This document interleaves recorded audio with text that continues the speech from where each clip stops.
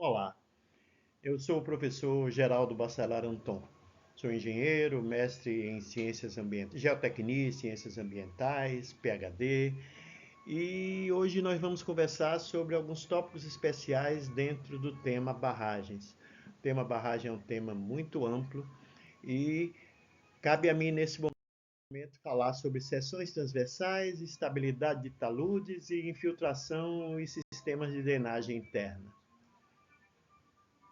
Mas eu não posso começar sem nivelar nosso conhecimento sobre barragens. É preciso primeiro conversar alguma coisa sobre barragens. Eu perguntei recentemente a um aluno meu de graduação se ele sabia o que era uma barragem. Ele disse: professor, barragem é barrar, segurar, não permitir o acesso. Oh, nada mais claro, nada mais simples, nada mais rude, mas ele está certo.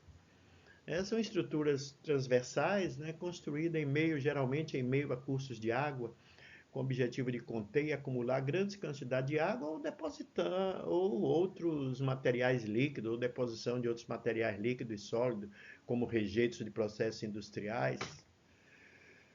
A água, todas as grandes hidroelétricas dependem de uma barragem de água muito grande do lado, né, para conter a água e aumentar o fluxo, a vazão, né, para gerar as turbinas, geração de energia elétrica, não é? Controle de cheias, contenção de sedimentos, controle de erosão, contenção de rejeitos, né? Barragem de rejeitos, muito comum na mineração em todo o mundo, né? Mineração a céu aberto.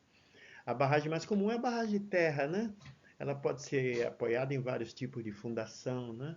Geralmente são construídas para armazenar água, como essa barragem aí, muitas existentes no Nordeste do Brasil, muitas na África também, na Ásia. São barragens para conter água, para armazenar água para os períodos de pouca chuva. São barragens de terra, muito comuns, como eu disse, no Nordeste do Brasil. Tem também a barragem de rejeitos, são barragens ligadas à mineração. É a mais comum e a mais barata, como todo mundo diz. São resíduos de processos industriais da mineração a céu aberto. Mineração de ferro no Pará, em Minas Gerais. Mineração de bauxita também no Pará, em Minas Gerais. E mineração, de um modo geral, tem rejeitos como essa barragem de rejeitos aí. Esses rejeitos, inclusive, nós temos a triste história de Brumadinho recente, né, de Mariana e etc., que são tristes histórias que nós temos de barragens de rejeitos que não foram monitoradas adequadamente ou que tinham vícios na construção que criaram aqueles problemas daquelas centenas de mortes. Nós vamos ver adiante aí sobre isso. Tem também as barragens de enrocamento, barragens feitas com rochas. Enrocamento é um maciço composto de blocos de rochas, né?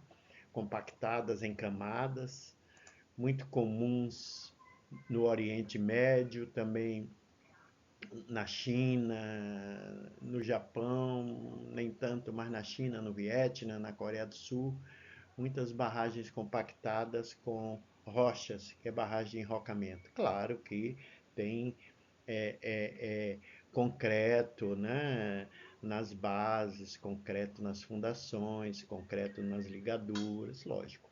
Mas é barragem basicamente de rocha.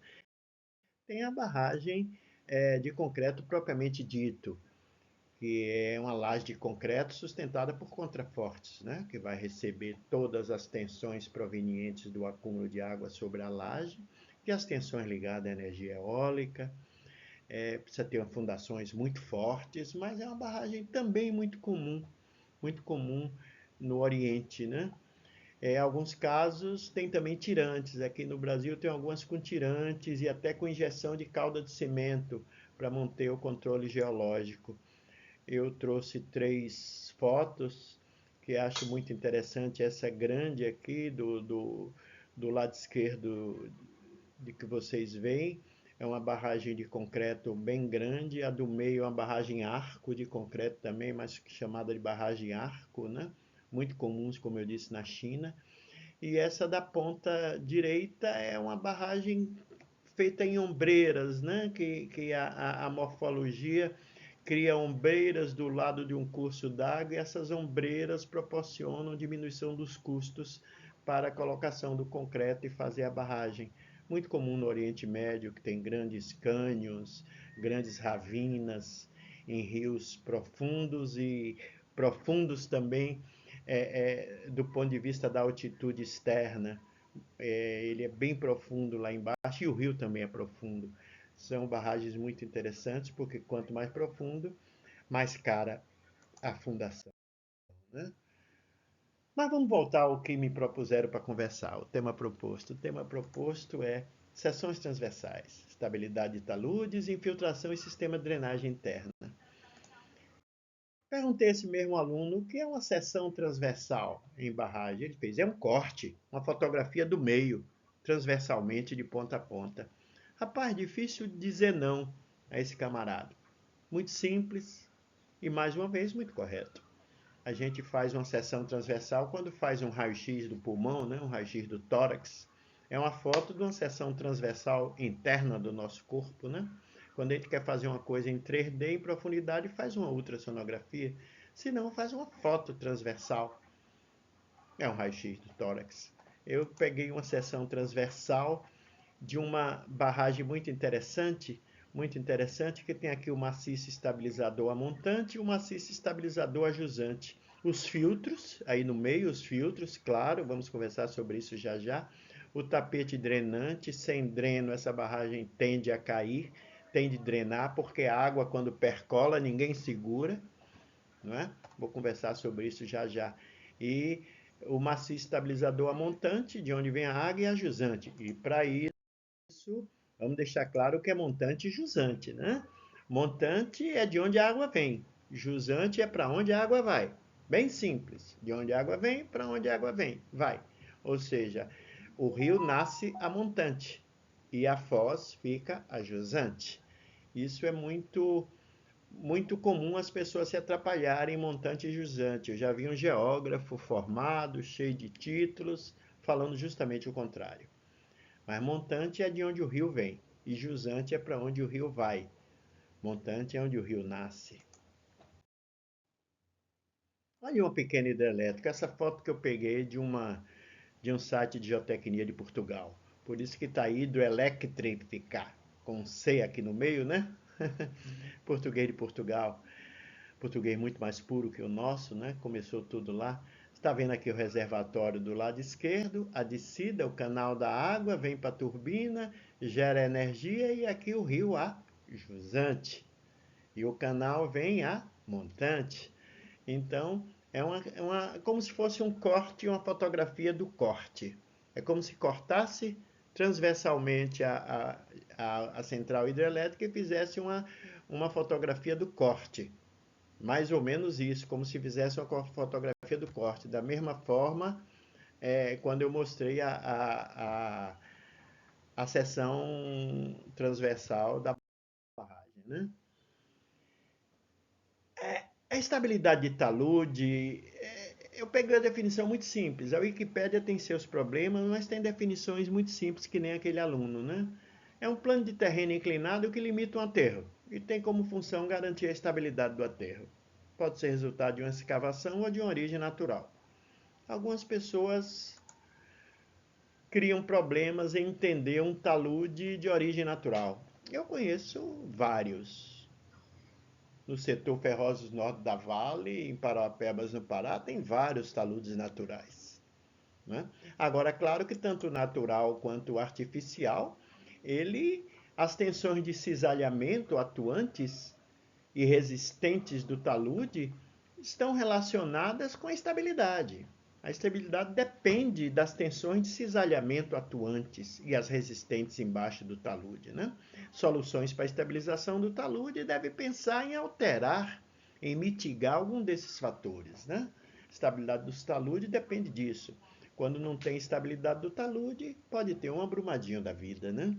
Então é preciso muito cuidado com isso, mas é um tema muito estudado atualmente, principalmente brasileiro fecha a porta depois de roubado.